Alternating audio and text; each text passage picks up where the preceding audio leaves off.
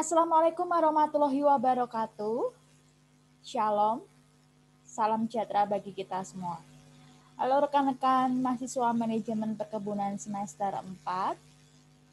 Pada kesempatan kali ini kita akan belajar bersama mengenai pengukuran produktivitas.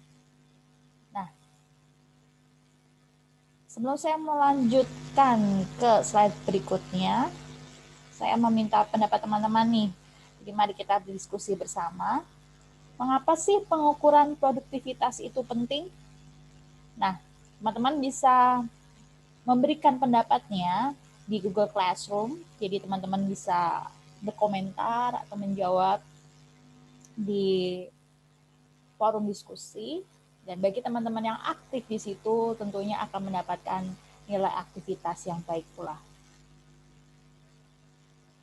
Lalu kita ke siklus produktivitas. Teman-teman masih ingat nggak nih siklus produktivitas?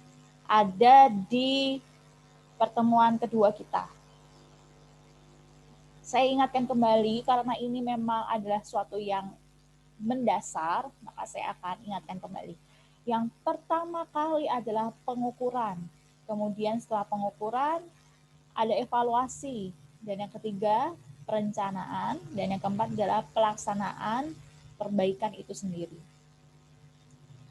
Jadi pengukuran produktivitas adalah tahap yang paling awal, tahap yang paling mendasar. Kenapa? Karena nih misalnya saja dalam suatu perusahaan ingin mengetahui kenapa sih produknya itu yang dihasilkan jumlahnya dari bulan ke bulan itu semakin menurun, semakin sedikit yang diproduksi. Kenapa? Akhirnya cari tahu nih faktor-faktor apa saja yang mempengaruhi. Nah, nggak bisa langsung oh ya udah kita memperbanyak bahan bakunya. Oh ya sudah, modalnya diperbanyak. Oh ya udah, pekerjanya disuruh melembur untuk meningkatkan hasil produksi. Apakah langsung dilakukan hal-hal seperti itu? Nggak bisa, karena harus ada data yang terukur, harus ada nilainya. Dasarnya apa untuk menentukan program atau kebijakan itu? Jadi kalau perusahaannya sedang dalam keadaan berkurang produktivitasnya, hasil produksinya menurun, nggak bisa langsung untuk menentukan program-program, kebijakan-kebijakan, hal-hal untuk meningkatkan hasil produksi. Kalau nggak diukur dulu, sebenarnya apa sih masalahnya? Jadi nggak bisa membuat solusi tanpa kita ketahui masalahnya. Kalau langsung tembak aja, main tembak nih, kegiatannya nanti harus meningkatkan jam kerja. Oh, modalnya harus ditambahkan nih. Oh, bahan bakunya harus ditingkatkan. Dengan serampangan menentukan rencana-rencana seperti itu tanpa adanya kontrol, tanpa adanya hal yang terukur. Apa akibatnya? Bisa saja nanti hasilnya sia-sia dan malah menghasilkan dan malah mengeluarkan banyak biaya, menghabiskan waktu, tenaga, dan juga biaya. Kan sayang, nggak worth kan? Maka perlu diukur dulu supaya tahu apa sih sebenarnya masalahnya. Kalau sudah tahu masalahnya, sudah terukur nih, sudah jelas akarnya apa, maka bisa ditentukan solusi-solusi yang memang menjawab dari masalah itu. Contohnya kalau misalnya setelah diukur, oh ternyata yang membuat produktivitas kita tuh rendah, bahan bakunya nih. Ternyata bahan bakunya yang diberikan kurang berkualitas, cepat basi. Oh, besok berarti solusinya adalah bahan baku yang sudah masuk ke pabrik harus segera dimasukkan ke ruang pendingin atau ruang pengawet supaya tidak mudah basi. sehingga nantinya hasil produksi bisa meningkat lagi. Jadi itu contohnya ya. Harus bisa menentukan masalah intinya, akar masalahnya apa, dengan data-data yang terukur, tidak serampangan.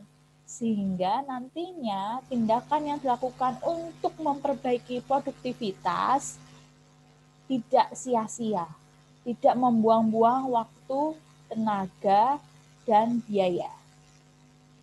Sampai sini paham ya? Baik, kita lanjutkan.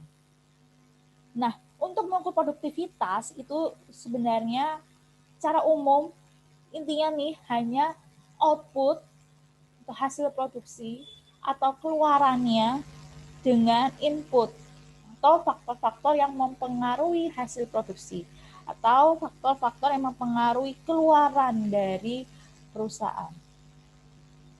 Jadi intinya cuma output per input. Nah, tapi ada pula yang disebut dengan partial productivity. Parsial. Apa maksudnya parsial nih? Misalnya saja untuk menghasilkan hasil produksi yang baik, dibutuhkan bahan baku, modal, tenaga kerja, energi. Contohnya ya seperti itu ya. Nah, kalau produktivitas secara umum berarti hasil produksi dibagi total 4 faktor ini. Jadi faktor keseluruhannya. Tapi kalau parsial, ya tergantung kita mau mengukur produktivitas apa dulu nih. Misalnya kita mau cari tahu tentang produktivitas bahan baku. Sejauh mana bahan baku ini memang betul-betul efektif untuk menghasilkan produksi yang baik dan optimal. Nah, karena yang dicari cuma soal bahan baku doang, maka rumusnya nanti hasil produksi dibagi dengan bahan baku. Jadi hanya sebagian faktor saja, bukan keseluruhan. Paham ya?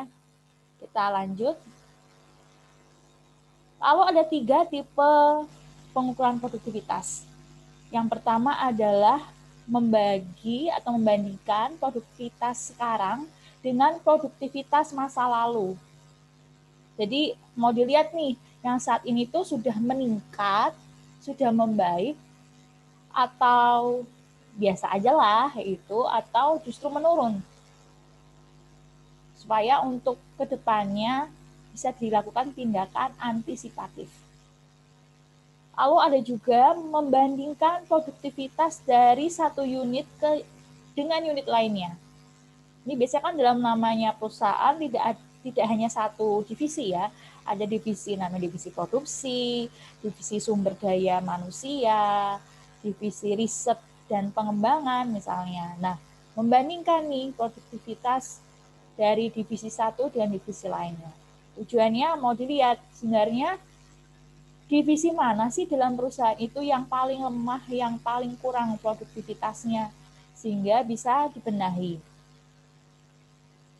Lalu yang ketiga ada membandingkan produktivitas sekarang dengan target. Target itu adalah produktivitas di masa yang akan datang. Kalau namanya di masa yang akan datang kan nggak mungkin ada datanya sekarang. Nggak ada datanya kan itu masa depan gitu loh. Kita nggak punya data. Namanya juga masa depan. Belum tahu kan. Tetapi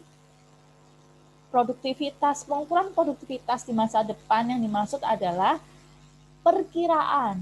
Jadi kita melakukan kira-kira. Oh, kira-kira nih kalau jumlahnya kenaikan 50%, berarti nilai produktivitasnya berapa? Nah, lakukan pengukuran. Tujuannya supaya terukur apa-apa saja yang perlu dilakukan untuk meningkatkan produktivitas di masa depan. Jadi untuk perencanaan peningkatan produktivitas di masa depan. Lalu kita ke kondisi-kondisi yang diperlukan untuk mendukung supaya pengukuran produktivitas itu benar, valid. Jadi hasilnya itu bisa dipercaya, hasilnya itu bisa digunakan sebagai acuan dalam meningkatkan produktivitas. Apa aja yang diperlukan? Kondisi-kondisinya. Yang pertama, produktivitas harus digunakan sebagai landasan awal, sebagai hal yang paling mendasar dalam program peningkatan produktivitas. Seperti yang tadi ya, ada di siklus produktivitas yang sudah saya jelaskan di awal. Jadi pengukuran ini harus jadi paling awal. Karena kalau pengukuran dilakukan nanti otomatis akan menjadi sia-sia. Sudah telanjur mengeluarkan banyak biaya, tenaga, energi.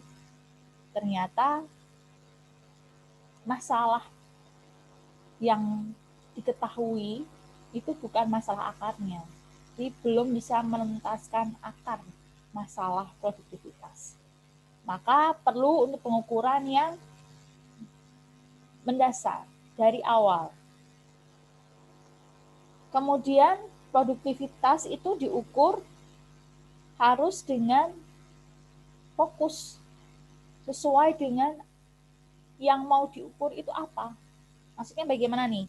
Misalnya kita mau menentukan produktivitas spasial bahan baku. Ya kita harus fokus untuk mengukur produktivitas bahan baku itu. Jangan kemana-mana, jangan melebar-melebar.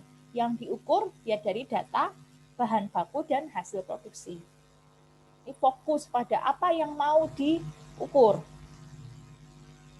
Yang ketiga, produktivitas ini pengukurannya harus melibatkan semua orang yang ada dalam perusahaan itu tanpa terkecuali.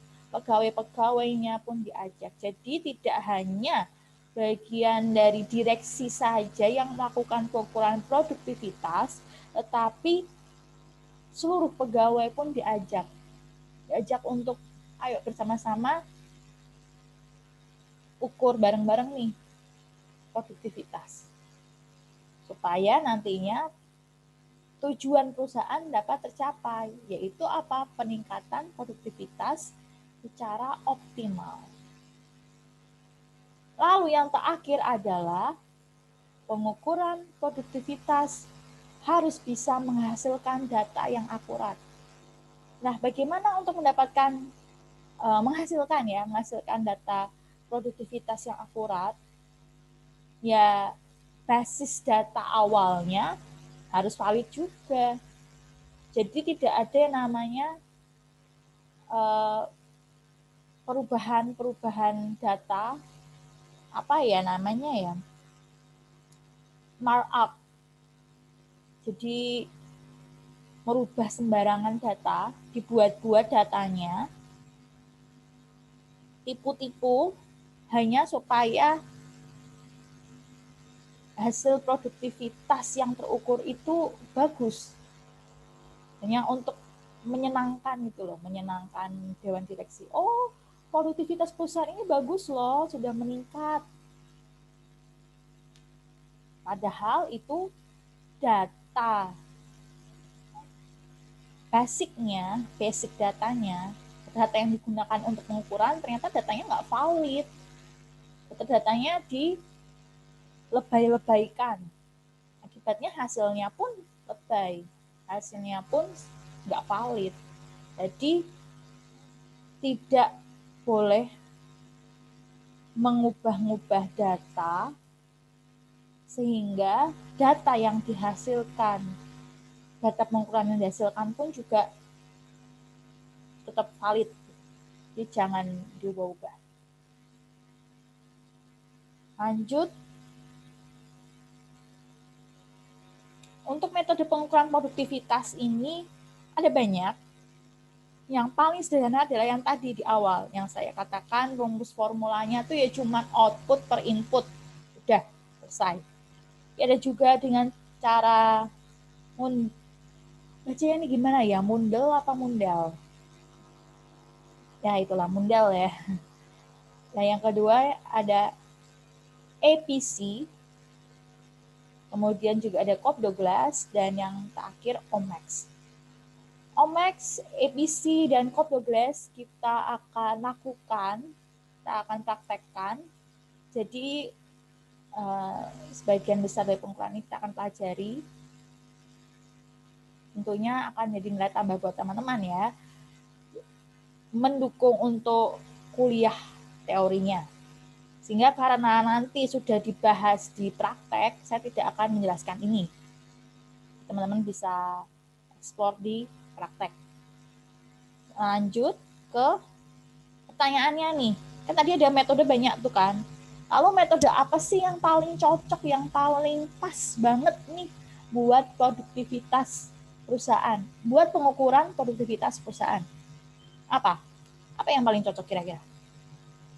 Nah, ternyata jawabannya metode yang cocok untuk pengukuran produktivitas di suatu perusahaan bukan berarti metode itu sesuai juga untuk perusahaan lainnya. Jadi ternyata nggak bisa kita menentukan, oh Omex tuh yang paling bagus, oh Code yang paling bagus, oh APC yang paling bagus, oh Mundial yang paling bagus. Nggak bisa. Ternyata antara satu perusahaan dan perusahaan lainnya berbeda. Nah, terus apa yang bisa dipakai nih untuk satu perusahaan? Kalau itu berbeda-beda, lalu acuannya apa? Bagaimana untuk memilih supaya perusahaan itu bisa mendapatkan yang tepat? Ini kriterianya. Jadi hal yang perlu diperhatikan, perlu dipertimbangkan oleh dewan direksi atau bagian manajerial dari perusahaan untuk bisa mendapatkan metode yang tepat untuk mengukur produktivitas itu ada 4. Yang pertama pastinya harus mudah untuk dilakukan. Kalau mudah, maka bisa segera tahu nih apa penyebab dari perubahan yang ada di dalam perusahaan tersebut. Dan yang kedua, juga harus efektif. Mudah, lalu efektif. Efektif berarti gimana? Ya, tidak membuang-buang waktu, tidak membuang tenaga dan biaya, tapi juga bisa memberikan gambaran untuk kondisi perusahaan. Dan yang ketiga adalah metodenya itu harus disesuaikan dengan data yang ada, data yang tersedia. Jadi kalau misalnya mempergunakan metode APC, ada beberapa kriteria dan yang paling mendasar adalah diketahui adanya perubahan harga di tahun pengukuran yang akan datang selanjutnya. Jadi intinya harus ada 2 satuan waktu dengan harga atau biaya yang berbeda antara satu waktu dengan waktu yang lainnya. Sehingga baru bisa diukur pengukuran produktivitas dengan metode APC. Nah, sedangkan perusahaan nggak punya data itu, nggak tahu biaya bahan baku di tahun 2020 dan di tahun 2021 itu berapa. Ternyata nggak tahu perbedaannya. Tahunya satu harga, padahal ternyata terjadi perubahan harga bahan baku. Nah, kalau perusahaan tidak mempunyai data itu, ya tidak bisa mempergunakan metode APC. Harus menggunakan metode yang lainnya yang bisa mengakomodir data-data perusahaan. Jadi metode dengan data perusahaan harus disesuaikan, harus saling menyesuaikan. Metodenya harus bisa mengakomodir data yang tersedia di perusahaan. Jadi harus tahu dulu kriteria-kriteria, ciri-ciri dari metode yang akan digunakan. Butuh data apa sih untuk metode ini? Butuh data apa sih untuk pengukuran metode ini? Jadi harus pasti. Kalau data tidak ada, cari alternatifnya, cari penggantinya. Lalu yang terakhir adalah melakukan uji coba untuk beberapa metode. Jadi intinya seperti kita coba-coba dulu dan melakukan perbandingan. Jadi coba mengevaluasi dan menerapkannya di skala yang kecil. Jadi tidak untuk keseluruhan perusahaan, tapi mungkin untuk divisi-divisi tertentu, untuk pengukuran dengan jumlah yang lebih sedikit. Namanya juga coba-coba, nggak langsung semua dilakukan. Kemudian diperbandingkan antara metode satu dan metode lainnya. Kalau ternyata memang butuh adanya modifikasi, perubahan rumus atau pengubahan cara pengukuran, kenapa tidak? Bisa jadi disesuaikan dengan kondisi yang ada di perusahaan. Setelah dilakukan pengujian, diperbandingkan metode mana yang paling bagus, paling mudah, paling efektif, paling sesuai dengan data, kemudian itu diterapkan di skala yang besar untuk satu perusahaan untuk keseluruhan data. Jadi awalnya bisa jadi hanya mempergunakan sebagian data atau beberapa data saja, tidak keseluruhan data. Hanya untuk melihat mana sih yang paling bagus. Dan yang terakhir, metode pengukuran yang baik pada suatu perusahaan itu adalah yang dapat mengetahui kondisi sebenarnya di perusahaan tersebut dan benar-benar memperlihatkan hal-hal yang butuh dibenahi. Sehingga kita dapat mengetahui, dapat mengimajinasi, dapat membayangkan peningkatan produktivitas. Jadi intinya 3 hal tersebut ya untuk mengetahui metode pengukuran produktivitas yang baik. Yang bisa menggambarkan kondisi perusahaan, yang bisa memperlihatkan faktor-faktor yang perlu dibenahi, dan yang ketiga bisa memberikan bayangan buat kita untuk menentukan solusi peningkatan produktivitas. Seperti itu. Terima kasih teman-teman. Tetap semangat, tetap jaga kesehatan. Jangan lupa untuk diskusinya diisi, karena dengan teman-teman aktif, teman-teman juga bisa mendapatkan nilai aktivitas yang baik. Terima kasih. Shalom. Wassalamualaikum warahmatullahi wabarakatuh.